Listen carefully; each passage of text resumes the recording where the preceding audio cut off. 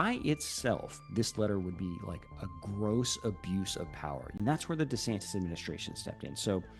a couple of days, in fact, 3 days after Manatee County filed their legal brief, making this argument that Senate Bill 180 did not apply to impact fees, the head of the Florida Department of Commerce, a longtime Ron DeSantis aide, was briefly DeSantis' chief of staff, worked directly in the governor's office for a long time,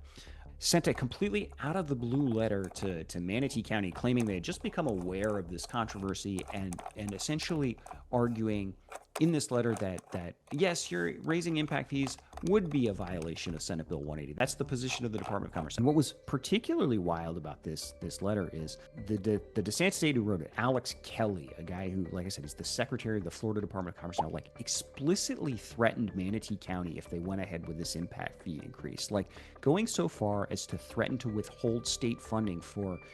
roads, for parks, for economic development projects.